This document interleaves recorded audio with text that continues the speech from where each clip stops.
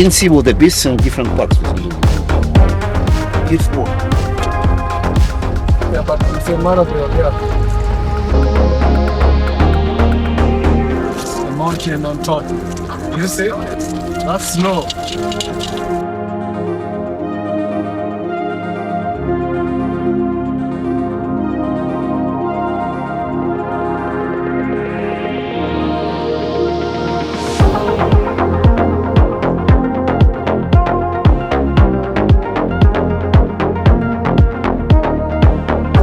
That's Kibo. The peak. The highest peak is called Kibo. It's Kenya's. Sorry? It's The mountain? Kilimanjaro is in Tanzania. It is in the border actually.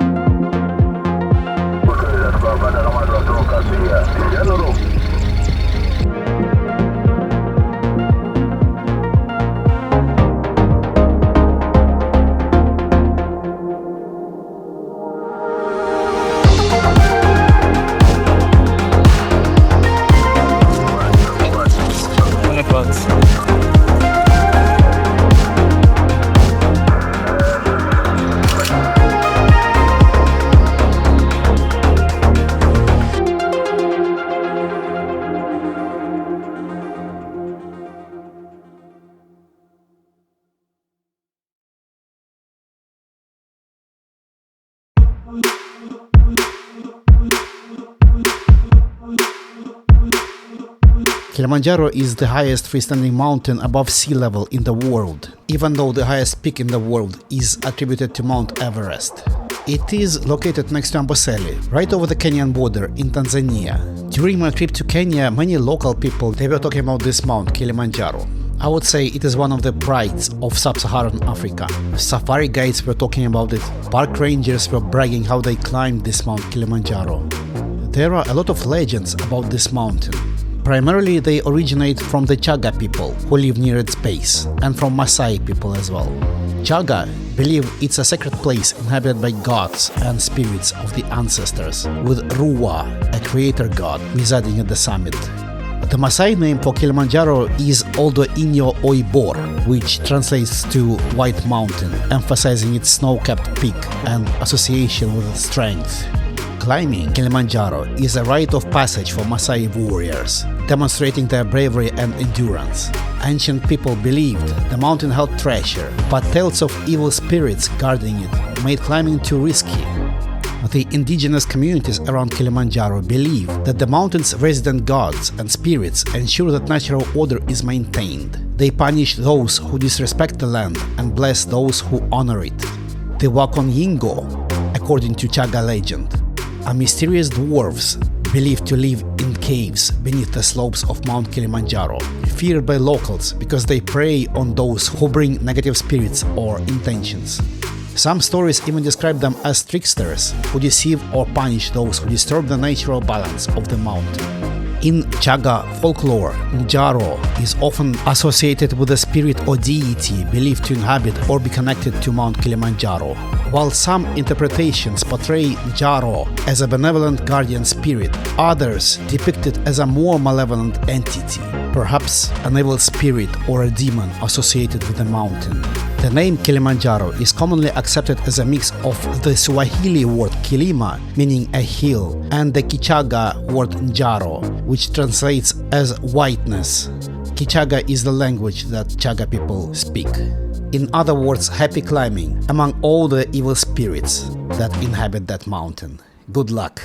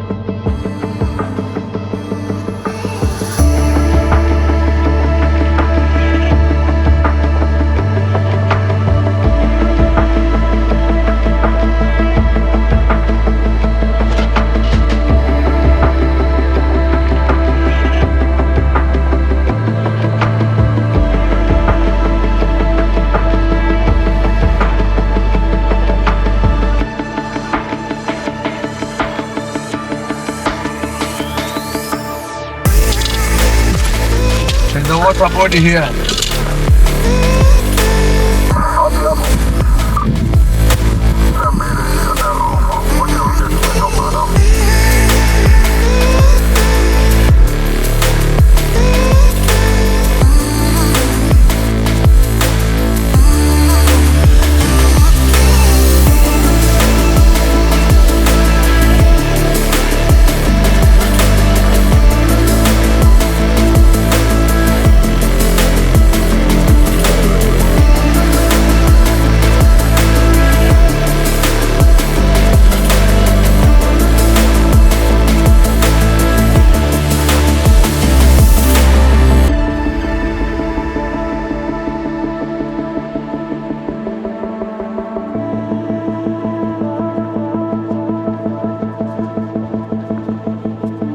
It's a big thing.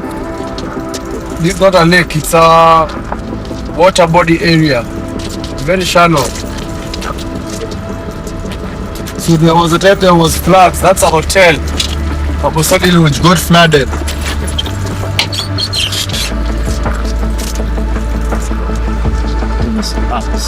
This is not Egyptian goose. It's Egyptian goose and those are flamingos. Try from here. Yeah.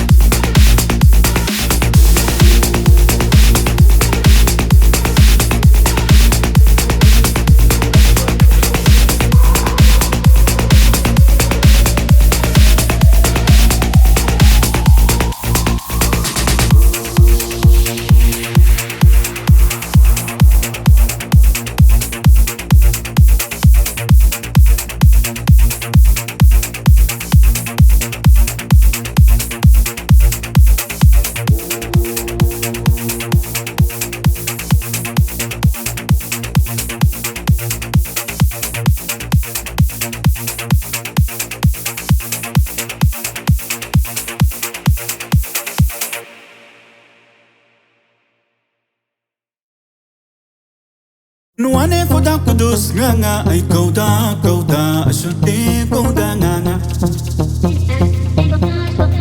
Some interesting facts about vervet monkeys. This is an old world monkey native to Africa. To be clear, New World monkeys are those found in Americas, while Old World monkeys are species from Africa and Asia. The term vervet is also used to refer to all the members of the same genus, that is Chlorocebus, if I pronounce it correctly. They are mostly spread throughout southern Africa. The footage you see now is mostly from artlist.io, and they may not exactly show vervet monkey, they may show some other close species like green monkeys. It's not very easy to tell one from another one, but all of them are Chlorocebuses or Chlorocebuses. They are very close to each other biologically. Vervet monkeys sometimes serve as a non-human primate model for understanding genetic and social behaviors of humans. They have some human-like characteristics, such as hypertension, anxiety, and social and dependent use of alcohol. Some vervet monkeys, particularly those on the Caribbean island of St. Kitts, they have developed a notable fondness for alcohol. Often they consume it in quantities comparable to humans. This behavior is thought to have originated when the monkeys introduced to the island centuries ago by humans as well. They began consuming discarded fermented sugar cane from rum production. Today, they exhibit a range of drinking behaviors, from moderation to heavy consumption, and even show signs of withdrawal when alcohol is not available. Some vervet monkeys can even become binge drinkers. Okay, now a little bit more entertaining part. They have blue testicles, vervet monkeys. Here I'm showing you my footage, but you can Google a lot of images showing the same phenomenon if you really want to see it. To be honest, I was really surprised when I saw blue skin on their stomach and testicles. It is due to so-called Tyndall effect, where light scattering by collagen fibers in the skin creates this blue appearance. It is purely physical effect, not hormone related. The Tyndall effect is light scattering by particles in a colloid, such as a very fine suspension. It makes the longer wavelength transmitted more, while the shorter wavelengths are more diffusely reflected via scattering. The color of blue eyes in humans and animals is due to the Tyndall effect. You can Google why, but actually the white color of the milk is due to the same Tyndall effect. So-called opalescent glass appears to be blue due to the same effect as well. Unlike some other animals where color comes from pigments, the blue coloration in vervet monkeys is a result of how light interacts with the skin structure. The intensity of the blue color is linked to social status. High-ranking males tend to have brighter blue scrotums, which may be a signal to other monkeys. The blue scrotal display is thought to play a role in social interactions, possibly influencing mate selection. Well, some other monkeys have large teeth and big noses for mate selection. These looks like they may use blue color of their testicles to attract females. Now, vervet monkey versus macaques. They do resemble macaques, but they are not macaques. Vervet monkeys and macaques are distinct primate species with a difference in appearance, habitat and behavior. Vervet monkeys are primarily found in African savannas and coastal forests, while macaques have a broader distribution, from tropical rainforests to mountainous regions and even urban areas. Also, macaques are found primarily in Asia, with one exception, Barbary macaques. They are found in Gibraltar. This is the only wild monkey in Europe. Both vervet monkeys and macaques are omnivores. Vervet monkeys consume plants, insects, small vertebrates and fungi, while macaques eat a variety of fruits, berries, seeds, shoots, flowers, herbs, insects, eggs, birds and even rodents. Vervets form larger groups with strong female kin networks. They also can adjust their behavior inside the group based on recent grooming interactions and the audience present at the moment. While macaques, on the other hand, they have stronger rank-based difference in behavior. A group of vervet monkeys has multiple males and multiple females, and often strong matrilinear kinship. While females inherit their mother's rank, vervet mothers don't always support their daughters in conflicts. In a group of macaques, females often outnumber males, but the group is typically led by a dominant male. Well, all that is good. Here is my personal conclusion.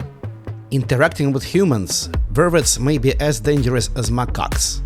There are the same warnings and precautions about both species.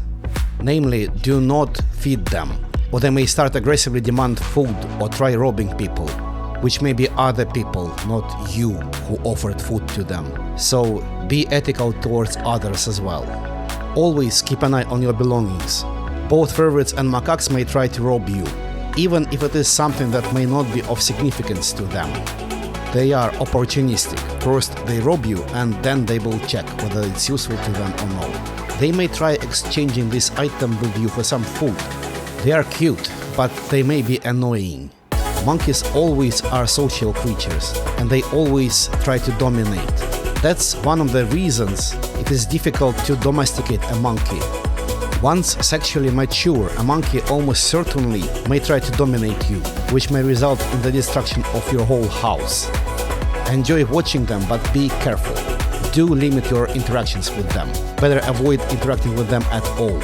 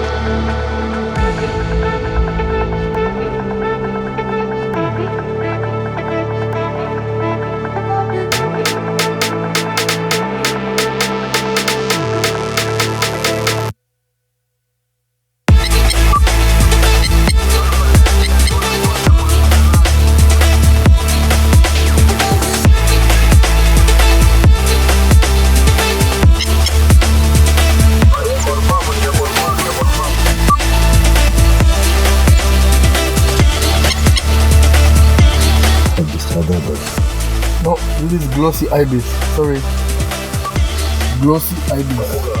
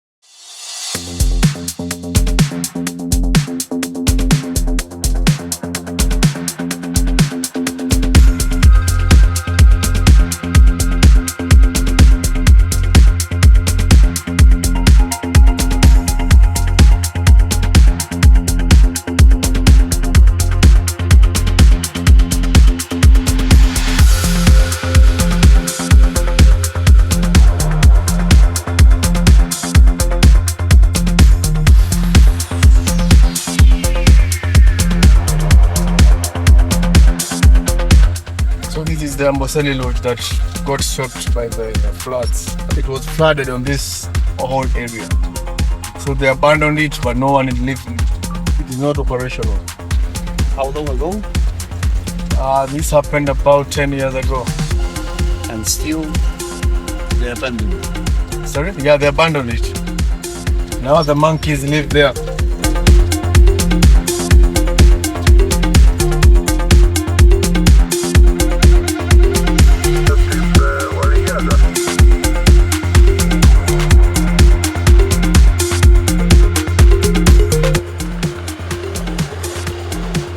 Who is that? Our national park. Crested, lilac crested luna. That's cute.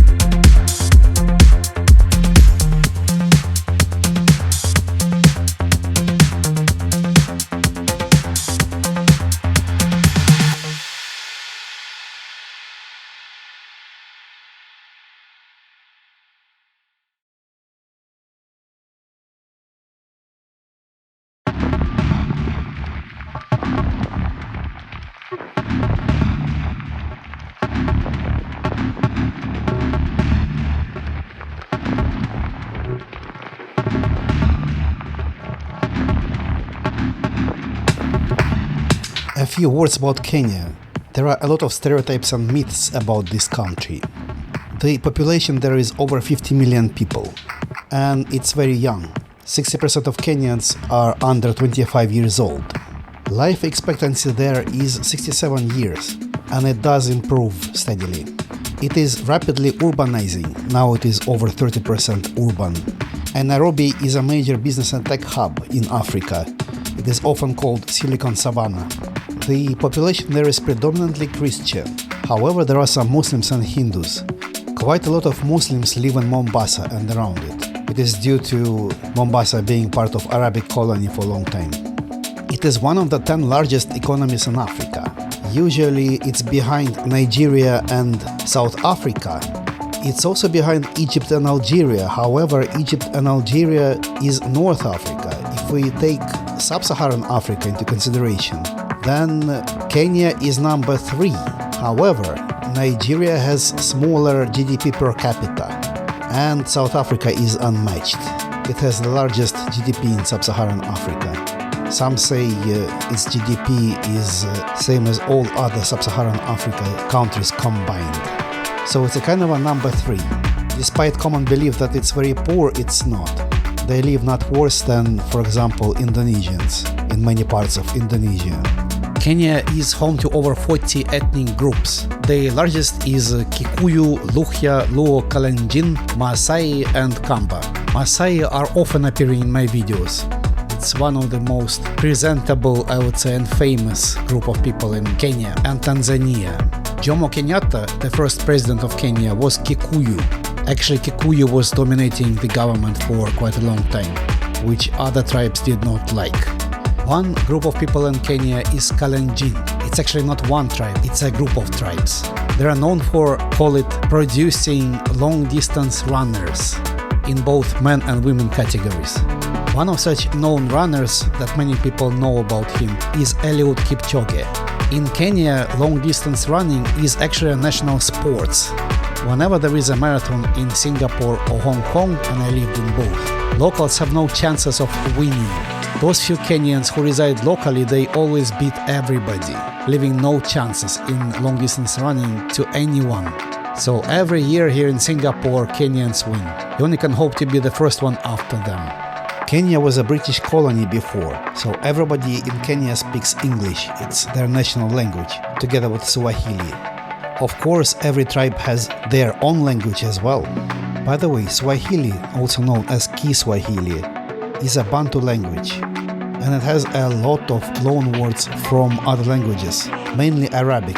Some from English, Portuguese and German languages, but there is a lot of Arabic vocabulary in Swahili. Actually, 40% of Swahili vocabulary consists of Arabic loan words. By the way, Arab traders did arrive to Kenya long before Europeans. Kenya is one of the top coffee producers in Africa. Even though coffee production there declined over the past few decades, it remains to be one of the top producers. It is largely Arabica blend coffee. Here where I live in Southeast Asia, there is another huge coffee producer, that is Vietnam. In some years they produce even more coffee than Brazil, but Vietnamese coffee is a bit different from Kenyan coffee. It is a blend of Arabica and Robusta. To be honest, I myself is not a coffee connoisseur, so all these fruity, nutty, chocolatey notes, whatever the taste is, for me coffee just tastes like coffee. I'm sorry. Except for some coffee tastes like shit. But I don't have enough knowledge to tell you the difference between good coffee and bad coffee. There is good coffee in both Kenya and Vietnam. Originally, coffee was brought to Kenya by French missionaries in the end of 19th century. However, it's British colonial administration who recognized the potential for coffee cultivation in Kenya. They significantly expanded its production, mainly in central highlands of Kenya. I guess this is enough for a short introduction to Kenya. I just wanted to make you more familiar with the country.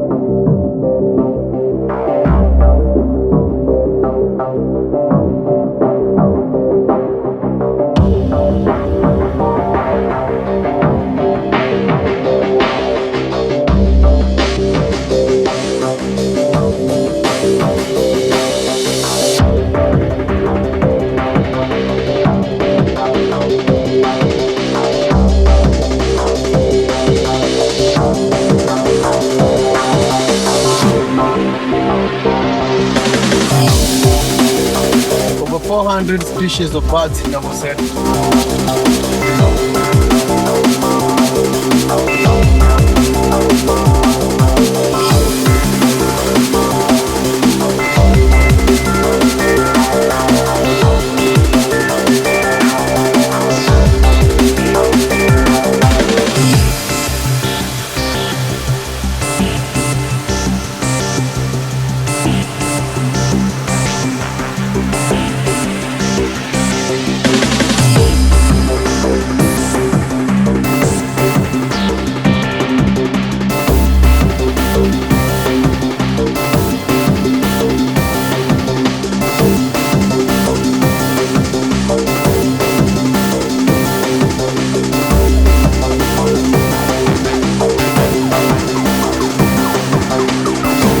South Gazelle.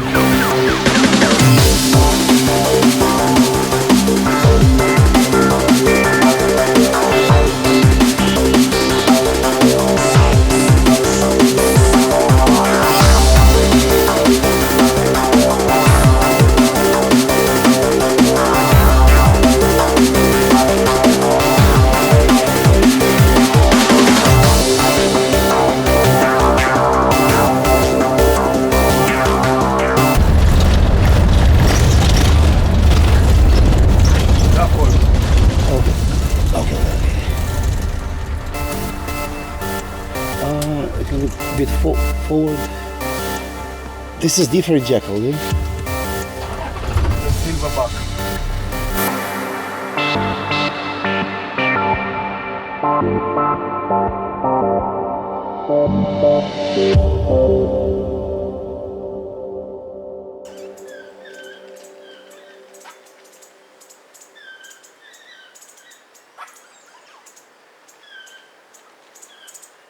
He's playing with something.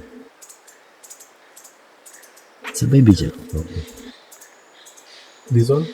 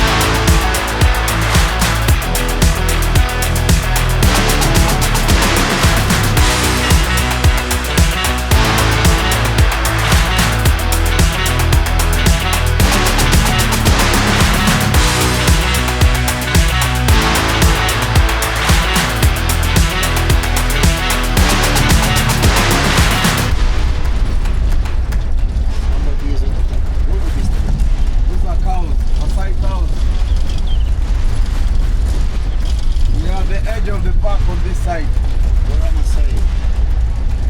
That's sleeping there.